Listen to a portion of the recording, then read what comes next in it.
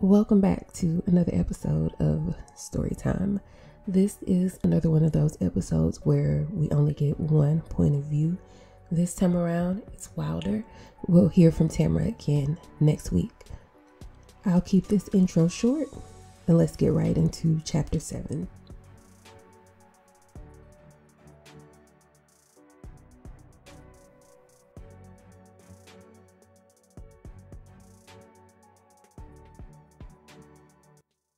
You look like you could use a drink.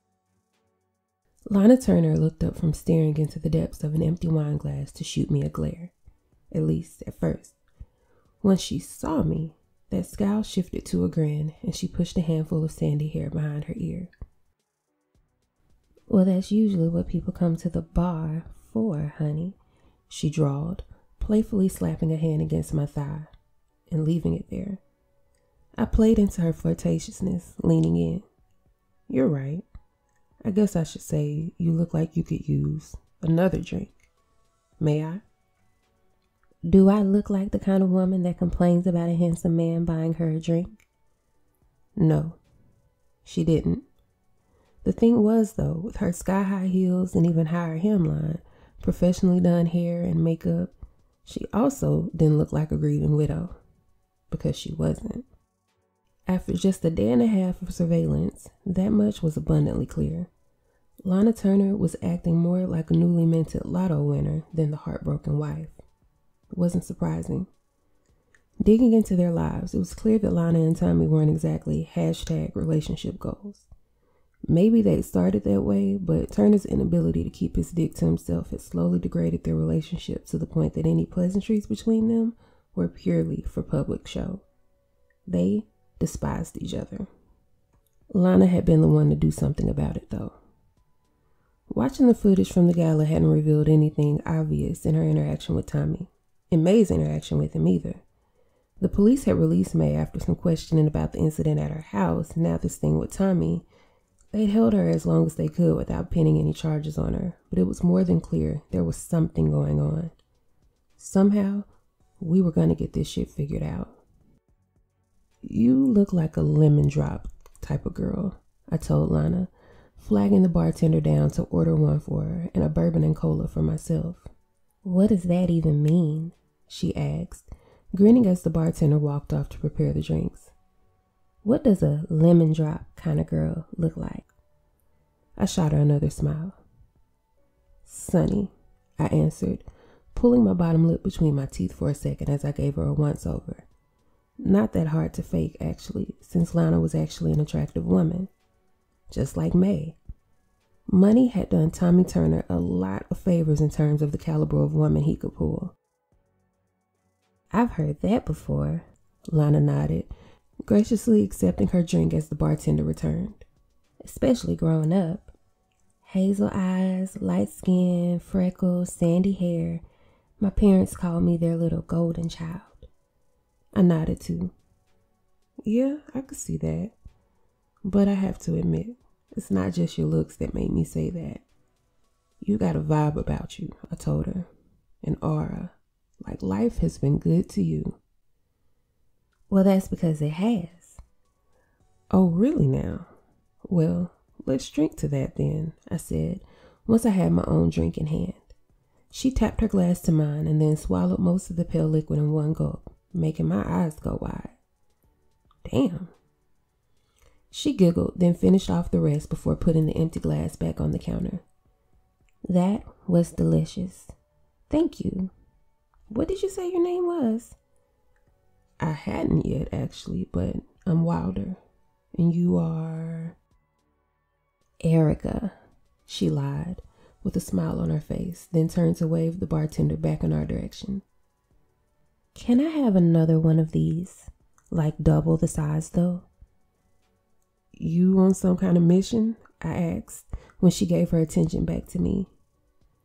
Drinking away my problems, handsome, she answered, returning her hand to its previous place on my thigh. Well, higher this time, actually.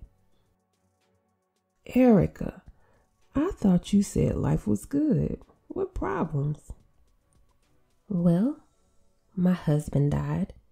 she told me, accepting her fresh, double lemon drop, immediately discarding the little straw to lift the sugared rim right to her mouth. And I find out today there's some issues with the accounts. I was already having to wait on the insurance, and now this? So you see why I'm drinking, right? I lifted an eyebrow. Yeah. I'm sorry your husband died. You must be pretty distraught about it. Lana snorted. Good riddance, to be honest. I'm just pissed I have to stop shopping. Wow.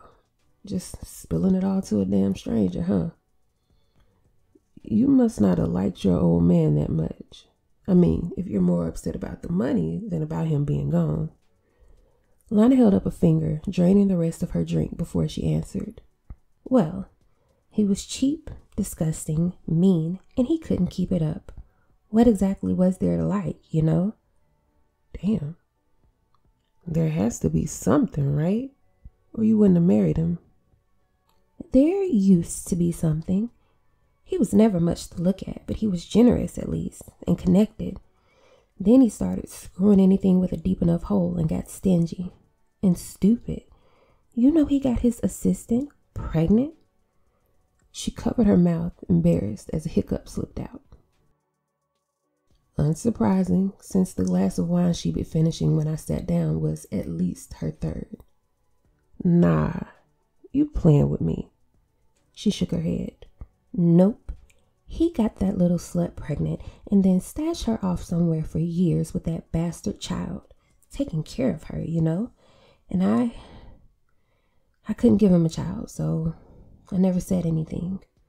I figured it was the least I could do since I couldn't give him that, and at least he wasn't throwing her in my face. But then that bitch showed up at the gala. The gala? Lana gave me a frantic nod, leaning in so far she nearly fell off her seat. Yeah, she was lit. A charity thing. Lots of very important people. And there she was, like she belonged there. And she looked good. Bitch, Lana muttered, raising a hand to get the bartender's attention yet again. She killed him, you know, she blurted, like some kind of movie assassin or something. I haven't figured it out yet, but she did it. I know it. I leaned in, steadying her before I sent the bartender off. If she got too drunk, she wouldn't be any more good. How do you know that, Erica? He was gonna put a stop to it so he could run for a real office, Lana told me. You know, a real office, some real power. He told me everything, showed me their messages. He said he was going to stop paying her so there wouldn't be any dirt in the election, and we were going to adopt a baby, a pretty little brown baby, so I could be a mommy. I want to be a mommy. I'm sure you do, I told her, pushing away my drink before she could reach for it. But go back to why you think the mistress killed your husband. You saw it? She shot him or something? Lana shook her head, her eyes narrowing as she leaned in like she was telling a secret. No, I don't know how she did it, but the autopsy says just a heart attack. They let her go, you know. That happened today too, but I know she did something. She had to, you know. Nah, I can't say I do. I don't want to talk about that anymore, she said, suddenly shifting gears to push her hand further up my thigh, right onto my dick. I want to make a baby. You should come upstairs with me and make a baby. I pried her hand from around my dick as politely as I could. Now, Erica, we don't know each other nearly well enough for something like that, do we? Just practice. Please, please, she pleaded, pinning me with those big hazel eyes. She grabbed my hands, lacing her fingers with mine. I just want to forget about all this shit for a night. Lose myself with a big dick stranger instead of going through the box the hospital gave me with Tommy's stuff again, crying into a bottle of wine. A box of Tommy's stuff? Meaning the things he'd had on him when he died? like maybe a cell phone filled with vital information. Yeah, I needed that. You've got a room here? I asked, squeezing her hand as her eyes drifted close for a second. She perked up at my question and nodded. Penthouse. Before I could respond, she slipped away from her bar stool and planted herself on wobbly feet. Come on. Make a widow happy for just one night. The drinks were already paid for, so I moved right into the role she was trying to get me to play. I kept her drunk ass upright for the trek to the elevator, endured her pawing at me and trying to kiss me, then hiked her up over my shoulder to carry her off into the luxury suite once we arrived at the top floor. It really shouldn't have been this easy. Tommy Turner wasn't big time yet in Vegas politics, but as a businessman, he was fairly well known.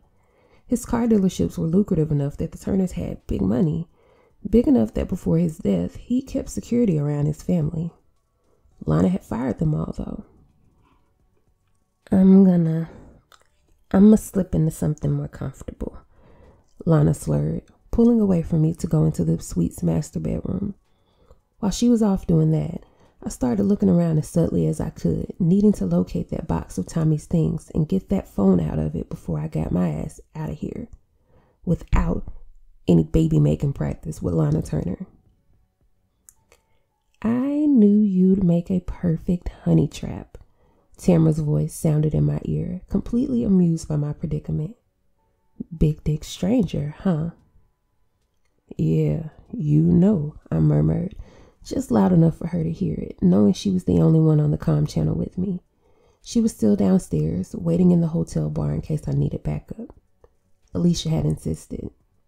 Do you see the box she mentioned anywhere? Tamara asked, shifting back to the task at hand instead of acknowledging our intimate knowledge of each other. You may want to find it fast. I mean, unless you want to play just the tip with her.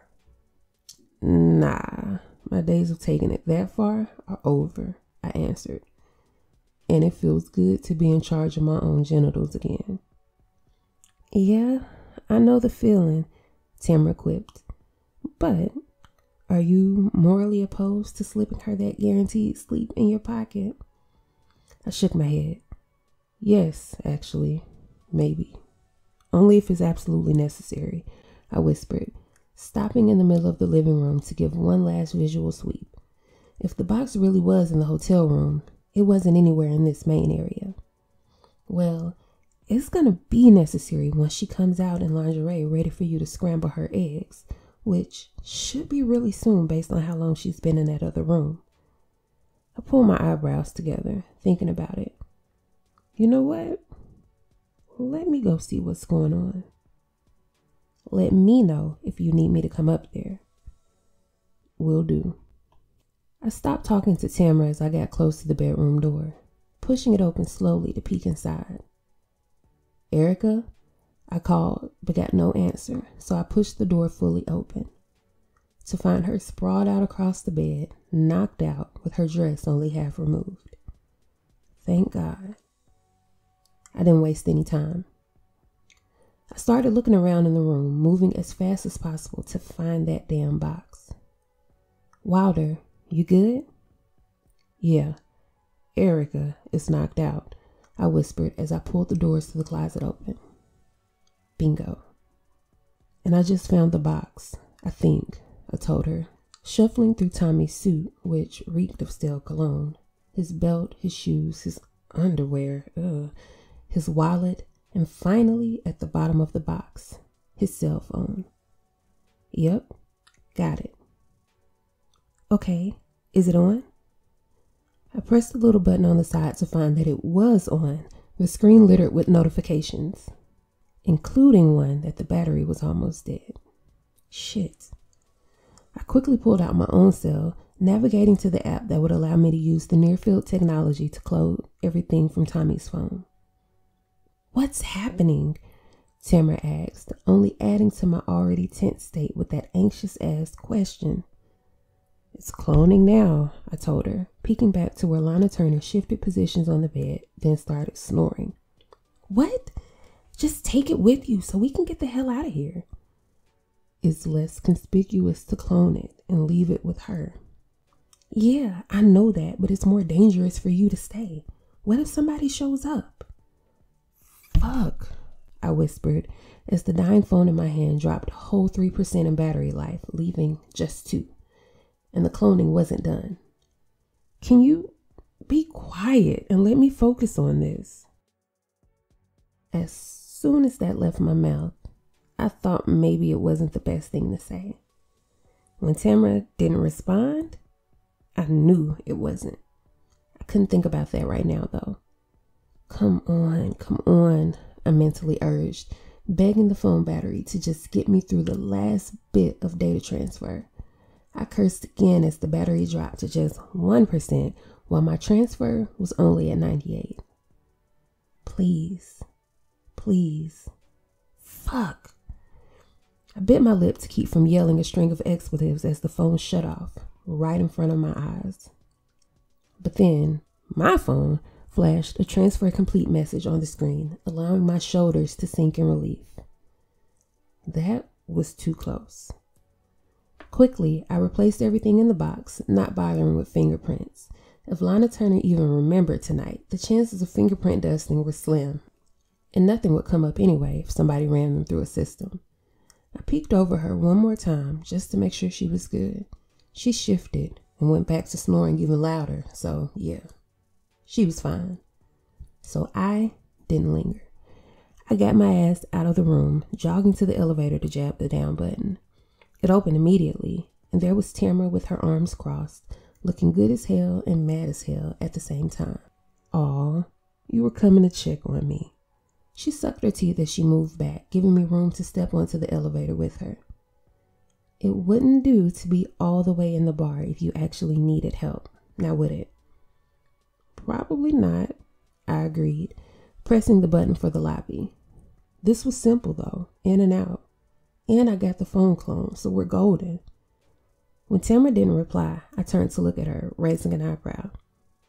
You good? I asked. She smirked. I'm fine. Just being quiet so you can focus. Man, come on, I laughed, hooking an arm around her waist to pull her into me as the elevator stopped to let other people on. You're not going to hold that against me, are you? You should be glad somebody was worried about your ass, she whispered back, rolling her eyes. But no, I'm not going to hold it against you. Or you could hold it against me and let me make it up to you tonight. She bit her lip instead of responding, which I took as a good sign. By the time we walked off the elevator in the lobby, I had her smiling again as I flirted all the way back to the car. You know, she said once we were pulling out of the parking lot, I don't know if I think Lana did this either. She would have to be the stupidest criminal in the world doing all that blabbering to a stranger if she did this to her own husband. And did you hear how adamant she was that it was May? I nodded. Yeah, I noticed that too. At this point, I really don't know what to believe. We've got the stuff from Tommy's phone now, at least though, so maybe we'll get some insight from that. Yeah, we can hope. It wasn't a very long drive back to our home base, and Alicia was waiting for us at the front door. Damn, ready to get right to it, huh? I asked, chuckling at the serious look on her face. I already set the data to upload straight to the cloud. You know everything we know. It's not that, she said, still wearing that grim expression. I've got something I need y'all to see. Come with me, she said, turning to stride down the hall. Tamara and I exchanged a look, then quickly followed to the briefing room where the ball footage was pulled up on the oversized screen. I can't believe none of us noticed this, she started, hitting the play button to bring the screen to life. As I watched, I realized we were looking at footage from before May had shown up, which we hadn't given much attention before. We were more concerned with Tommy's interactions with May and Lana. Watch this, Alicia said, pointing out Tommy on the screen. As we looked on, a tall, suited man bumped into Tommy hard, gave a profuse apology, and then moved on as Tommy rubbed his shoulder. Alicia stopped the playback at a point where the man's face was in clear focus on our screen. Did y'all see what I just saw? I nodded, but Tamara was the one to speak up. Yeah, it wasn't May or Lana. It was a professional hit, she said, walking up to the screen. And this, she pointed at the man, is a thorn. That's very likely, I agreed.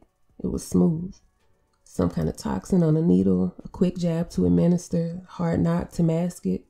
He was gone before Tommy even knew anything was wrong. Tamara shook her head. No, you don't understand. I'm not saying I think he's a thorn. I know he's one. How? Alicia asked, crossing her arms. You've seen him before? More than just seen, Tamara revealed. I know him.